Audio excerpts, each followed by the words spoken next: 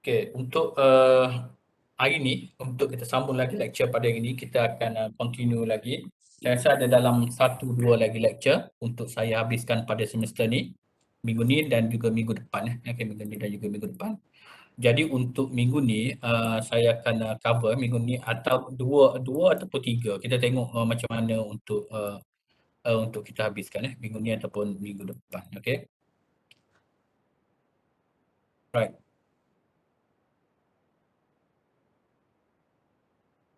Okey.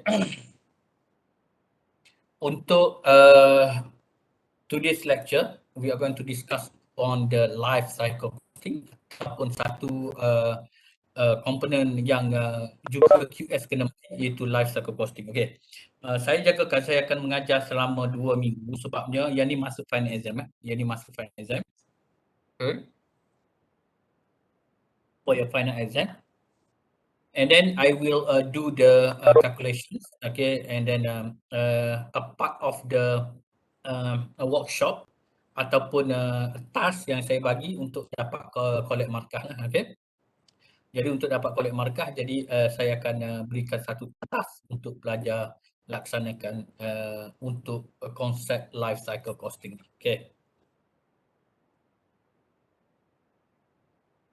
Okay. Dia banyak dia bukan dia 1, 2, 3, 4, 5, 6, 7 7 outline ataupun 7 komponen lecture pada hari ni. Tetapi saya akan cover separuh saja, half saja, itu on the theoretical part of the life cycle costing. Okay, on the theoretical part of the life cycle costing. Right. Ini adalah the overall kalau kita tengok yang blue color yang dekat atas itu adalah the basic competency of QS. Kalau pelajar-pelajar lepas ni, lepas pelajar-pelajar join the consultant, ini adalah tugas-tugas QS. Buat cost consultancy, cost monitoring dan juga buat value management. Okay. Ada satu lagi yang bidang tugas QS yang kita rasa sangat juga penting untuk pelajar-pelajar ketahui, iaitu life cycle costing. Ini kita punya core competency dan not only on the life cycle costing, pelajar-pelajar boleh juga ataupun involve in this project management, project scheduling, construction management and construction and project cash flow. Okay, this is skop tugas QS yang orang kata yang baharu, yang boleh kita explore ataupun boleh diberikan servis kepada klien oleh pihak QS. Okey, macam mana konsep dia? Konsep dia senang sahaja.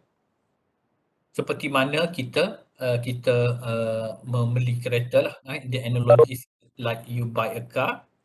Okay, normally it take a time, a new car, and then pada you ada certain period, katakan 5 hingga 10 tahun, you change your mind to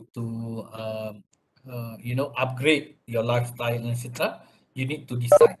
Okay, similar to the building. Okay, the first step when we build a new building, it will take about 20 months, 18 months and 24 months. Macam kita nak buat bangunan lah. Okay, it takes about setahun, setahun setengah hingga 2 tahun. Okay, katakanlah contoh ni bangunan yang saya tunjuk sini adalah sebuah hotel. Tetapi dalam keadaan tertentu, selepas during the period of time, kita panggil lifespan ataupun jangka hayat. Okay, jangka hayat, lifespan ataupun dia punya jangka hayat, umur lah. Umur, lifespan ni adalah umur dia. Tetapi bila building ni dia mencapai umur 30 tahun, 40 tahun, 50 tahun, dia akan jadi macam manusia lah. Dia akan jadi tua, ada penyakit dan sebagainya. Sama juga dengan manusia, building pun dia lebih kepada obsolescence, kita panggil keusangan. Okay, obsolescence.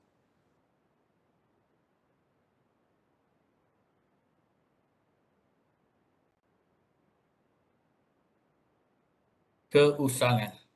Okay. Keusangan ni ada dua keadaan. Okay. Satu, kita ada dua option lah. Satu, sama ada kita demolish. Yang kedua, sama ada kita upgrade. Kita ada dua pilihan. Okey, biasanya to upgrade, From my experience, it will cost you a lot because you tertakluk kepada akta warisan dan sebagainya. It will cost. Normally, client they will change their mind, they will upgrade the bangunan ataupun dia demolish all the bangunan. Okay, biasanya 30 tahun, 40 tahun ataupun 50 tahun. Okay, ini kita panggil sebagai lifespan.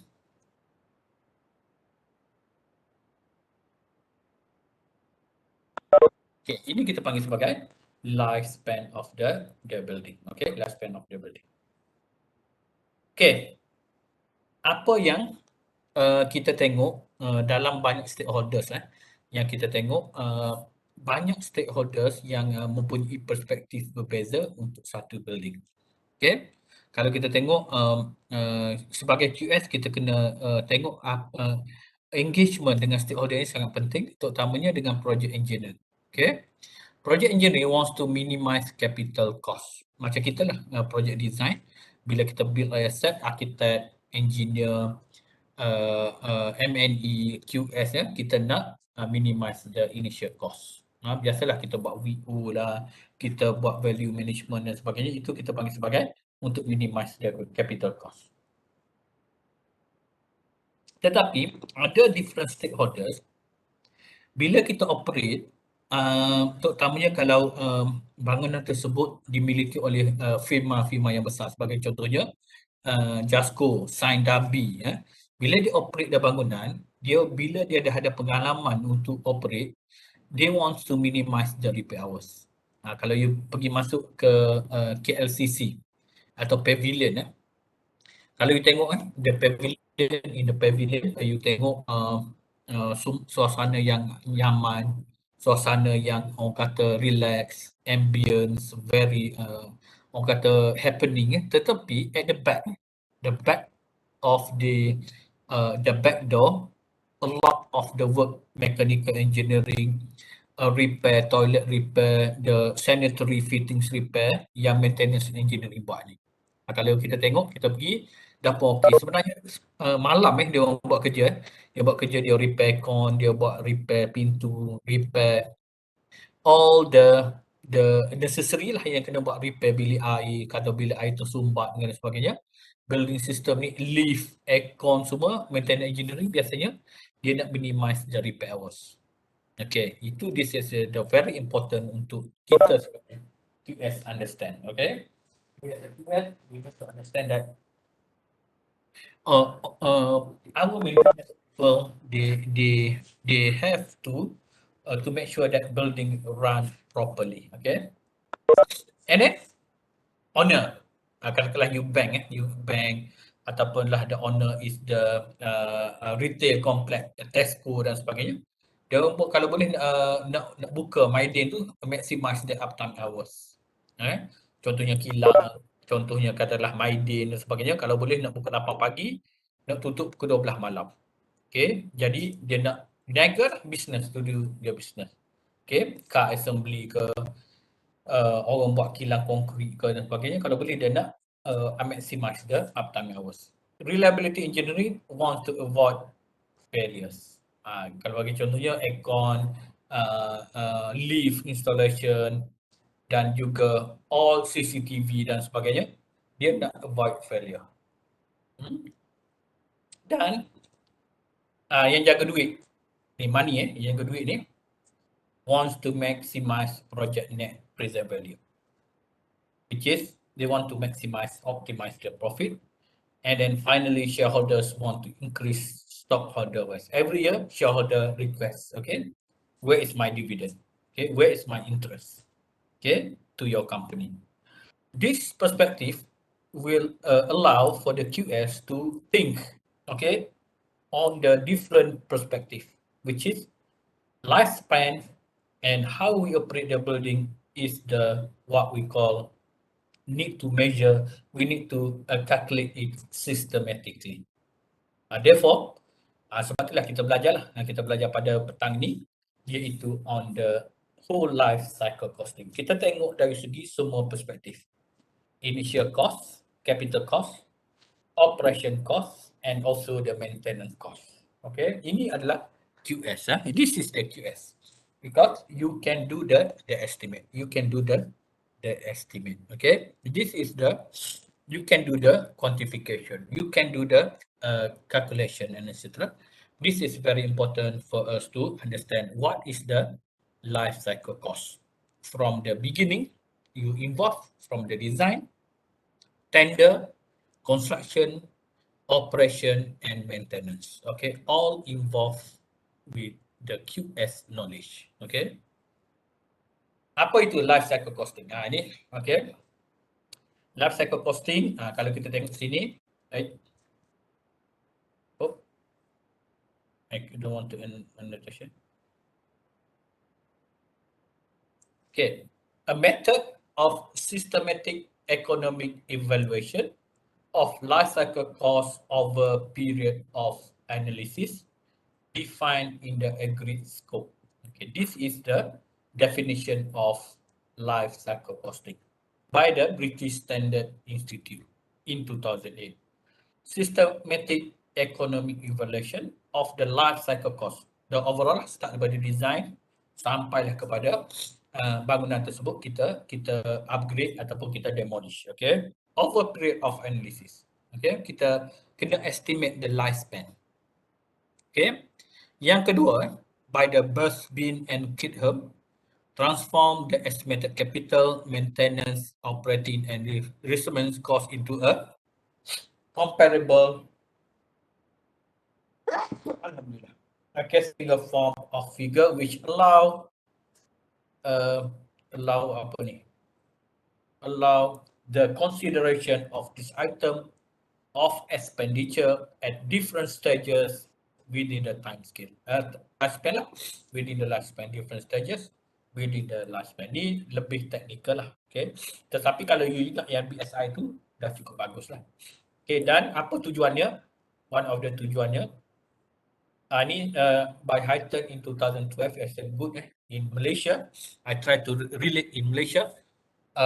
The government of Malaysia already practice, which is any PFI project, any PPP project, which is implemented. PPP is a public-private initiative, which is a public working, government working with the private sector, which is corporate company. They jointly develop a project. Ni ada proposal daripada pihak swasta, katakanlah government ada tanah dan kita boleh bantu government untuk menyediakan facilities. Contohnya adalah hospital. Saya buat banyak, saya terlibat dalam projek yang melibatkan hospital. Satu, hospital Temeloh. Ini PFI, private public finance initiative, private finance initiative. Hospital Serdang. Itu masa zaman saya kerja lah itu. Hospital Sultan Ismail in Johor. Okay, this type of the PFI project. Dalam PFI project, sebelum pihak swasta biasanya dia pergi kepada government.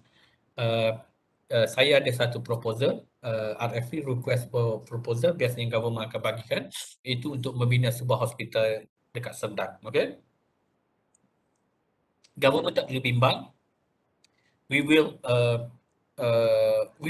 become a contractor. Kita ada consultant, kita ada designer, kita ada architect dan kita ada bank untuk fund that particular project. Jangan bimbang. Cuma kita ikat agreement. Okay, ikat agreement. We have an agreement which is the concession for 20 years, 25 years to run this project. Kalau government agree, they will proceed. Banyak yang the best or the easy example is the Plus Highway. Okay, Plus Highway, yang ni you kena buat kajian case on the Plus Highway. Banyak kajian Plus Highway berkaitan dengan infrastructure project. The best example of PPP PFI project by the government. Plus Highway is one of the example. Okay.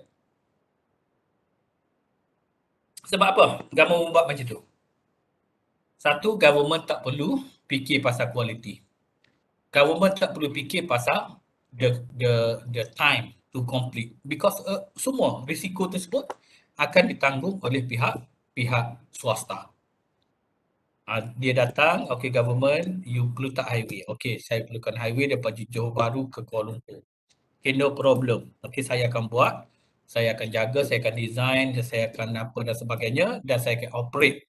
Kalau pelajar-pelajar tengok, this is my experience kalau kita plus highway, kalau kita tengok, the maintenance is very quick dia ni, and then one of the best lah highway in the, I think in the world lah, in the world, very good highway kalau kita tengok, dan banyak yang highway R&R dan sebagainya, very good ini. R&R dekat plus you tak boleh jual mahal. Kalau you jual mahal, above the market price, you can get free the meal. You pergi report dekat Plus, katakanlah dia jual KFC RM15, dia jual RM18, you tunjuk dia receipt kepada Plus and then you can get free meal. Okay, tak boleh jual mahal sebab you dah bayar tol. You dah bayar tol dan dalam R&R you tak boleh jual. Dia ada standard price. You tak boleh jual mahal. Air, nasi dan sebagainya, you tak boleh jual mahal. Itu adalah agreement, concession agreement. Okay. Ini adalah yang saya tengok sini lah. Dia design, construction, operation and residual value. Residual value ni end value lah. Adalah nilai akhir kepada end of life tersebut. Berapa nilai bangunan tersebut. Sama ada kita going to demolish ataupun kita going to maintain that particular bangunan. Okay. Tetapi, ni satu tetapi ada beberapa case yang kita gunakan sebagai sustainable construction. Okay, sustainable construction. Yang ini adalah yang paling kita kena tengok sekali, iaitu kita recycle, kita buat reuse dan sebagainya untuk bangunan yang kita nak bina. Okay, ini adalah proses kita panggil life cycle cost. Jadi QS, you terlibat dalam design, construction, operation maintenance and residual value. Dia cycle, dia pusing. Ada student saya tanya, my student ask me, terutamanya first year student. Bila saya graduate, ada kerja tak QS ni? Saya pun tunjuklah gambar ni. QS ni sebenarnya you akan never ending process. Semua akan diperlukan. Kalau you tengok sekarang ni dalam musim keadaan gawat post pandemik ada tak dengar QS kena buang kerja? Jarang kita dengar. Ada very minimum. Jarang QS kena buang kerja. Ini antara kelebihan QS sebab never ending process. Kita buat terlibat dalam infrastructure, terlibat dalam operation and maintenance, and then kita adalah frontliner. Kalau you tengok QS firm, antara yang kerja yang kena buka awal, kena masuk office awal sebab kita consider as the frontliners. QS tak masuk office, kontraktor tak dapat payment, habis tak jalan projek. Dalam masa PKP, kita ada 13 construction work yang kena berjalan. Contohnya adalah road maintenance, slope maintenance, bridge maintenance, landscape maintenance. Okay, all kerja-kerja ni road maintenance. Kalau tak buat, walaupun PKP dan sebagainya, nanti habis rosak jalan, habis rosak jambatan, habis rosak the bridge ataupun the tunnel yang kita ada. Semua kena jalan. Okay, walaupun dalam PKP. Ini adalah antara kelebihan QS. Kita adalah frontliners yang PKP 1.0 pun kena masuk office QS. Ini antara keseronokan lah kita menyumbang kepada negara. Jangan rasa QS you tak macam doktor dan polis kita menyumbang juga dalam bidang kita lah. Lulus payment. You kena masuk office, you kena pergi site dan sebagainya sebab untuk luluskan payment. Kalau payment tak jalan, kira kontraktor tak boleh duit lah. Okay? Itu adalah tugas QS. Okay?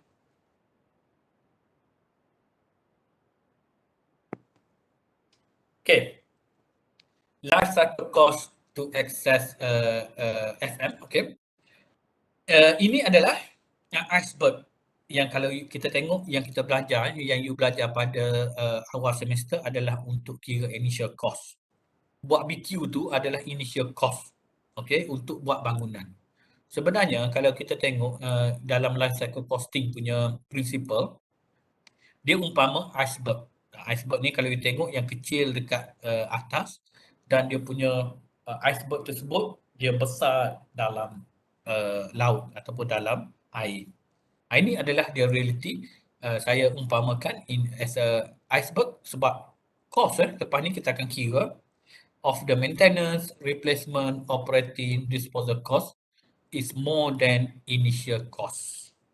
You tengok buat bangunan memang seronok buat initial cost you dapat bangunan yang tertinggi di dunia, tetapi how do you want to maintain? You build a massive palace, massive istana, massive bungalow, tetapi macam mana you nak maintain particular bungalow? Nak bayar loan, nak bayar ni buat ni bukan duit cash you kena bayar loan which is interest. You dah belajar dalam financial management in the financial management you already belajar berkaitan dengan initial cost. Okay.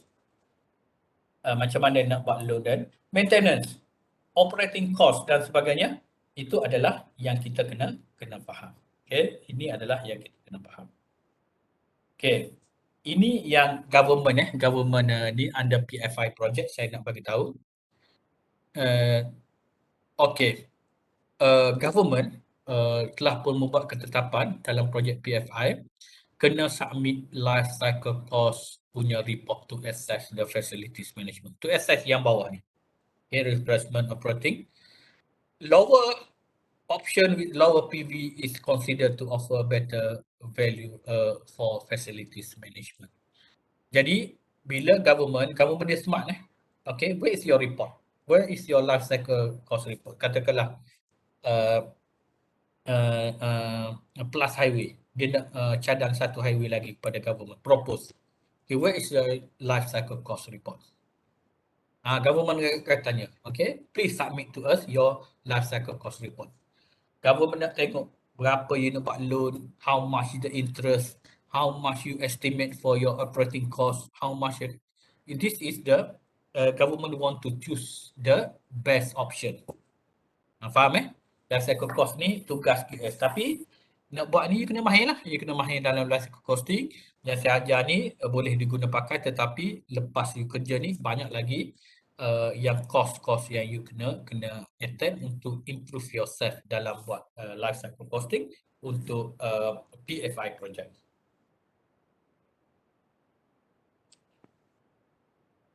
Okay, jadi government telah pun decide life cycle cost of project under PFI scheme crucial role in project performance as it is related to not only initial cost but also other associated costs including operation, maintenance, replacement and disposal costs. Okay. Apa dia kegunaan dia? Ni kita masuk kepada orang kata point number 2. Tadi just definition. Okay. Overview. What is the life cycle cost? Okay.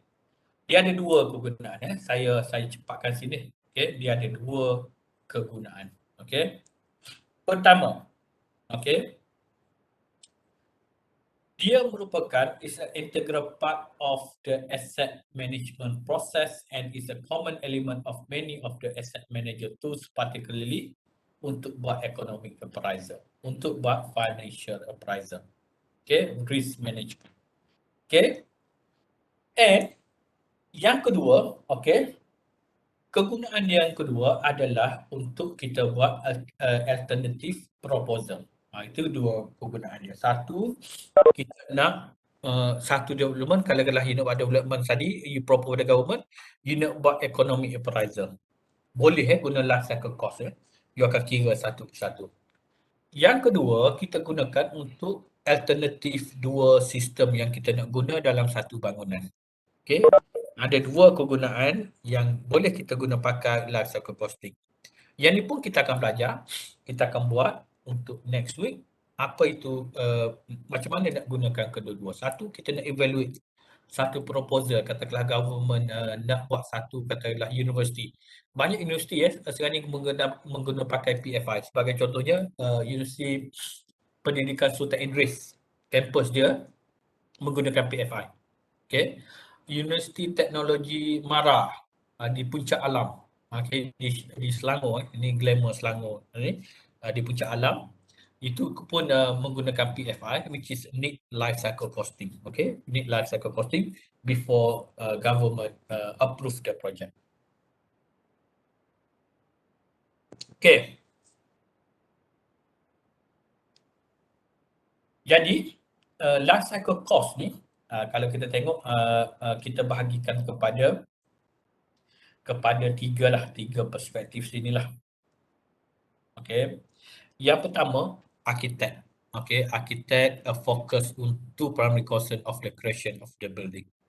Biasanya arkitek akan tengok dari segi design, benda ni adalah orang kata modern ke, bangunan ni cantik ke. Biasa kita buat bangunan ni untuk cantik, untuk modern, functionality dan sebagainya lah. And then lepas tu lepas kita tender, construction. Kontraktor akan buat construction. Dia akan tengok dari segi buildability, dari segi constructability dan sebagainya. Dan ini adalah yang kita kena tengok. Kontraktor dia akan tengok, boleh tak buat benda ni? Okey, berapa kos untuk buat benda ni? Itu adalah kontraktor. Okey. Tetapi mereka terlupa yang point nombor 3 ni, okey. How much the cost to operate the building? How much the cost to maintain the building? What is the building lifespan? Manusia ni, saya berbalik kepada konsep tauhid konsep tauhid ni. Manusia pun ada penghujungnya. Okey, manusia ni pun kita hidup pun paling lama 63 tahun. Lepas tu kita akan itulah kita akan kembalilah ke alam yang orang kata alam yang baqa, okey, alam yang kekal, okey. Dan begitu juga bangunan, okey. Kita kena tengok dari segi the cost to operate the building, the cost to maintain the building. What is the lifespan? Berapa kita estimate berapa lama untuk lifespan untuk satu bangunan tersebut. Okay, ini adalah cara berfikir QS. Okay, cara berfikir QS. We are not talking about design only. We are not talking how to operate it. We are talking about the overall life cycle of the building. Okay, overall life cycle of the building. Okay. The sum of initial, ni pun penting nombor 1 dan nombor 2 ni. And number 3, future cost associated with the construction and operation of a building over a period of time is called the life cycle cost of a facility. Ada dia punya cost dia yang keseluruhan. Kos sekitaran pusingan hayat bangunan iaitu kita estimate based on the lifespan of the building. Okay, itu adalah life cycle costing. Ini contoh saya tunjuk contoh. Dua ataupun okey, 2-3 bangunan okey yang ni muka surat apa ni? 11. Okey. Dua bangunan yang saya tunjuk sini yang satu 30 tahun lifespan untuk bangunan. Tengok ni design and construction, maintenance cost, personal salary, ni operation cost lah. Agak tinggi untuk bangunan 80%, okey. Dan ni satu kajian yang dilaksanakan oleh student saya ni iaitu HVA aircon punya cost over 30 years you boleh tengok sini. Energy cost berapa, maintenance cost berapa, replacement cost berapa dan initial cost berapa. Kita tengok kalau aircon, okey, initial cost dia 43%, energy cost adalah 50%. Jadi bila kita nak pilih aircon ni, bila kita dah tengok kajian yang macam ni, kita mesti pilih yang ada inverter, which is energy efficiency. Kita dah tahu dalam kajian kita, dalam kajian yang lepas life cycle costing, air conditioning system ni adalah mahal untuk operating cost. Jadi you boleh suggest sebab tu QS ni kena mahir. Jangan bila you pergi meeting you senyap saja. This is based on my research. This is based on my record, my data, our data in the life cycle costing. Energy cost is contribute about 50% of the aircon punya system in building. Itu adalah yang kita kena tengok. Ni adalah untuk 60 tahun. Kita ada sebuah rumah, katalah you ada banglo, katalah you nak guna untuk 60 tahun. Ini adalah antara capital cost and cost in use. Capital cost ni adalah initial cost. Dia beza antara yang warna hijau tu adalah initial cost, yang warna orange tu itu adalah the cost in use ataupun future cost. Future cost ni kita estimate the maintenance, the operation dan sebagainya. Kalau you tengok antara yang paling tinggi sekali adalah on the energy, heat sources. Ini dekat UK, dekat UK. Dan yang tinggi juga adalah on the wall finishes. Floor finishes. Okay, jadi kalau you tengok for wall finishes, floor finishes, bila kita design satu bangunan, kita dah kena fikir apa itu operation cost, maintenance cost untuk floor finish yang boleh reduce the operation cost of the floor finishes. Okay. Ini kajian yang ketiga on the operating cost different category of building. Okay. Contoh hotel. Hotel operating cost dia 21%, kilang industry facility 52%, dan kalau office dalam 24%. Tak sama, different category kita nak tunjuk sini. Different category of bangunan ada dia punya different punya ni, different punya orang kata figure, value. Jadi dia tak sama. Okay, dia tak sama. Okay. Jadi life cycle ni, costing ni, kita nak kena buat, kita kena estimate. Okay. Jadi macam mana kita nak estimate dia?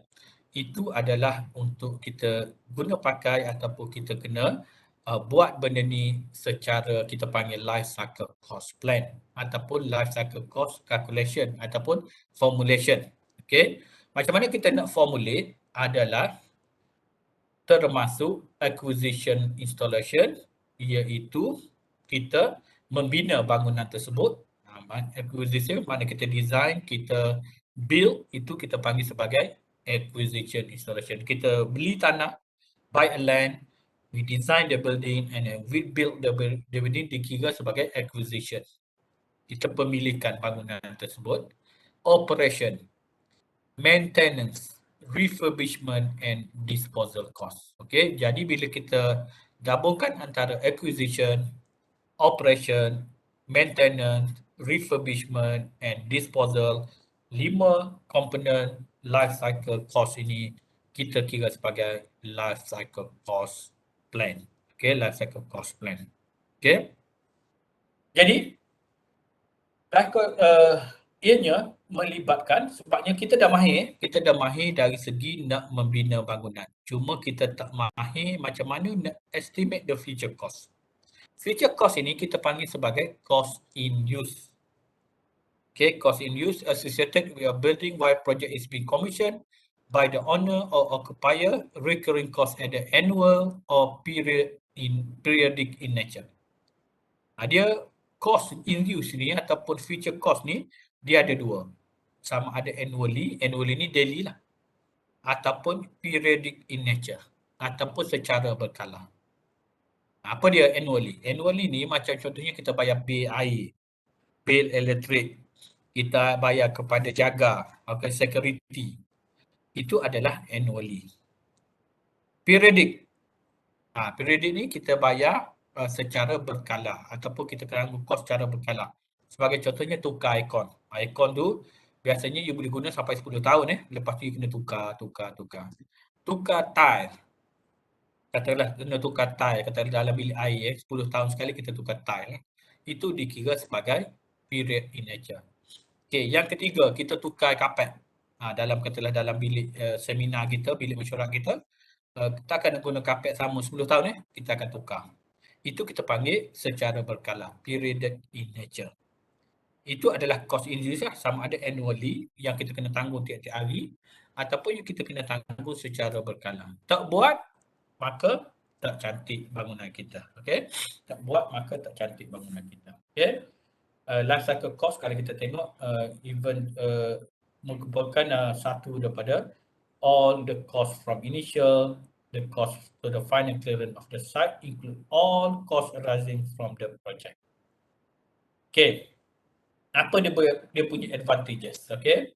Apa dia punya advantages? Okay, satu, ni kena dengar Okay, emphasis on the whole or total cost approach of capital cost project. Okay, ini penting ya. Nombor satu ni Government of Malaysia, okay, telah pun memberi satu syarat kalau kita nak propose pada government PFI, PPP project, nak tengok whole life cycle cost report. Whole life cycle cost report. Okay. Yang kedua, advantage itu adalah satu, kita boleh tengok overall. Untung tak untung buat highway ni. Contoh, sebabnya untung itulah penting contoh, katakanlah satu highway. Ini contoh highway yang saya buat ni, yang biasa kita buat PPP, PFI. Pihak swasta cadangkan kepada government, okey saya nak buat highway daripada Kota Baru ke Kuala Lumpur. Contoh melalui Kuala Lipis dan sebagainya. Okey. Government kata fine, okay, fine, you can propose to me, but show me the what we call the cost benefit analysis, the life cycle costing.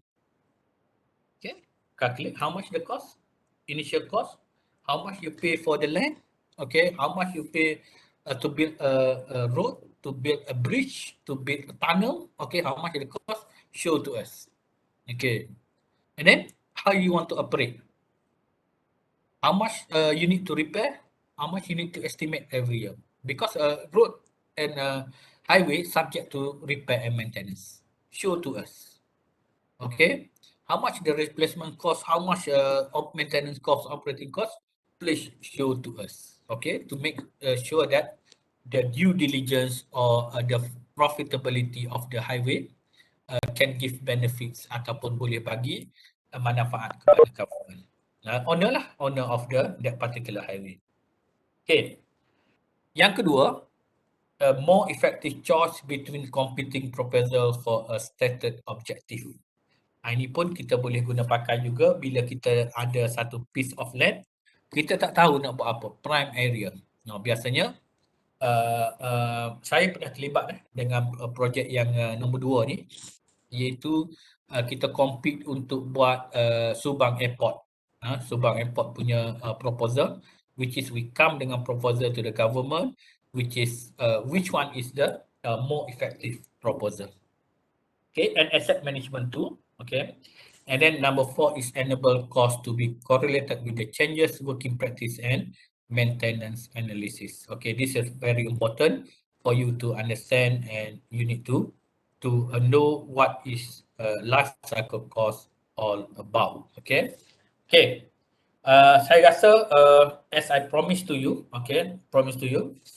the first part of my lecture, around 40 minutes ni, saya akan sentuh on the life cycle costing on the theoretical part. What is the benefits? What is the cost, life cycle cost definition? What is the component of the life cycle cost? All covered in this 40 minutes lecture. Okay, but this lecture, because to make sure that you understand what is the life cycle costing, okay, I will post in the group, okay, after this. You need to study the Plus Highway proposal, okay. You need to go to the website, okay. You study about Plus Highway proposal and what is the benefits to the government based on the life cycle cost analysis. Okay, I give you the questions, okay, in the e-learning and also in the WhatsApp group, and then you need to give your comment, okay, based on that. Sebab senang Plus Highway ni banyak dia punya, you go to the Google Scholar. Tahu tak Google Scholar? Tahu tak Google Scholar? Tahu tak tu? Okay, you go to the Google Scholar. Okay, sekejap.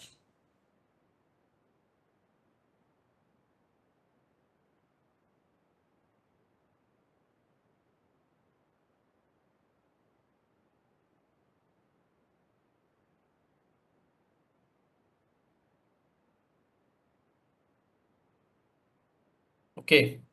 Banyak berpuluh ribu, 31,000 berkaitan dengan Plus Highway dekat dalam Google Scholar ni ada. Ada 31,000 artikel berkaitan dengan Plus Highway ni. Ni ada 31,000 berkaitan dengan Plus Highway ni, dan saya nak tengok you tengok dari segi aspek of the life cycle costing, macam mana Plus Highway ni mengambil kira life cycle costing bila mereka membina Plus Highway ni. Okey, itu adalah yang kita kena tengok, iaitu initial cost, operating cost and etc. Banyak maklumat pasal Plus Highway ni yang kita rasa pelajar kena tahu dari segi first project, one of the success PFI PPP project implemented in Malaysia, which is Plus Highway. They built Plus Highway in I think in 1990s. Okay, this 90. And then after the Plus Highway, government start to implement in the building project. Okay, in the building project, for example, Hospital Sedang, Hospital Temerloh, Hospital Sultan Ismail, all the PFI project by the government of Malaysia. Okay, and then you go here. Semua sekarang ni maklumat dekat ujung jari 4,500 PFI project and life cycle.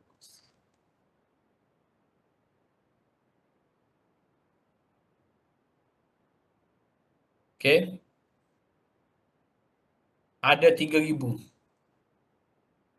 Okay, semua berkaitan dengan life cycle cost ada 3,000. Sebab ni sekarang ni jadi pelajar ni untung you jadi pelajar ni semua maklumat di hujung jari ni ada nama saya ni. Ada pun nama saya. Duduk nombor 1 Nombor 2 ni life cycle cost ni SF Muhammad ni nama saya okey. Okay, facility management PPP project in Malaysia. Okay, you can read my paper here.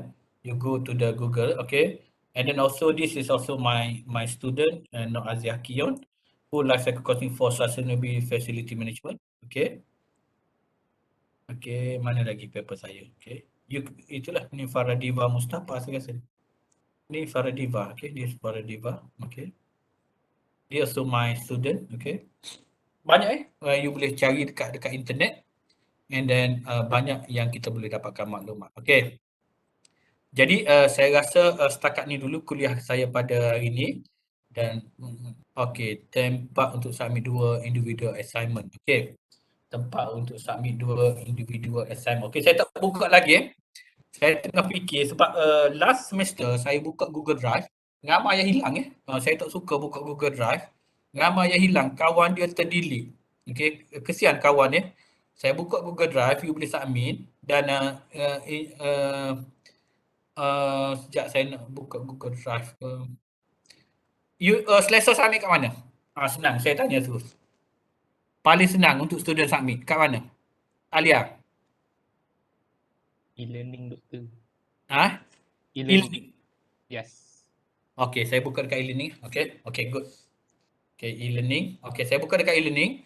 You boleh buat submission individual assignment 1, 2, dan yang ni yang ketiga yang saya akan post lepas ni, yang ketiga untuk life cycle costing Very simple. Saya tak nak terlalu panjang dan tak nak terlalu pendek, dan you analyze based on the soalan yang saya bagi on the Plus Highway. Okay? Boleh? Boleh, doktor. Okey. Lepas ni saya akan post dalam grup soalan dia, dan kita discuss dalam grup untuk you buat submission. Okey, semua agree submit dalam e-learning. Saya rasa lagi okey lah. The problem bila you submit dalam e-learning ni, saya kena download satu-satu. Okey, itu dah masalahnya. Okay, saya kena download satu-satu. Dan yang kedua, kalau you submit Google Drive, saya copy paste daripada Google Drive. Senang. Okey. Saya copy paste daripada Google Drive. Semua assignment saya masuk dalam komputer saya. Saya marking Okay, untuk saya marking, saya copy paste daripada Google Drive saya. Tapi ada tak cara Google Drive you tak boleh nak delete assignment kawan Ada yang contoh Afza dia submit dia, lepas tu dia terdelete yang Ding Zolun. yang Hanan punya assignment. Okay, pening Hanan kan. Lepas tu saya kata Hanan tak ada. Okay. And then Hanan pun kata dia dah submit. Tengok-tengok memang Hanan dah submit. Ter-delete Okay. Dekat dalam yang saya gunakan Google Drive tak bagus submission tu assignment. Doktor, Ya, ya. doktor boleh buat Google Ha. Form. Google Form. Google Form Yes. ada limited dia. You tahu dia ada berapa limited dia? Limit apa tu? Limit katakanlah satu 80 orang student submit.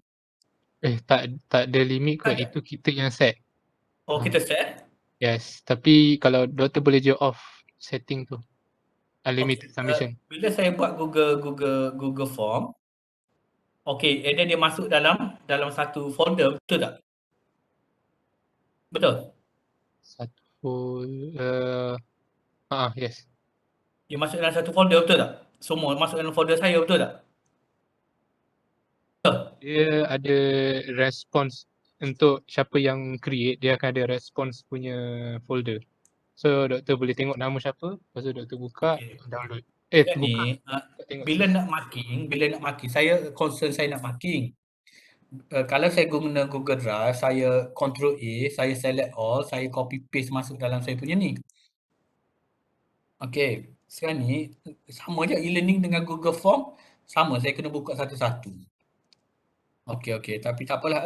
Ini kalau Google Form pun saya bagus juga sebabnya ni tetapi kalau e-learning dia sama je dengan Google Form tak ada beza dia. Google Form dengan e-learning. Okey? Tak ada limit Google Classroom. Okey? No limit. Okey, response folder betul Alian ni response folder.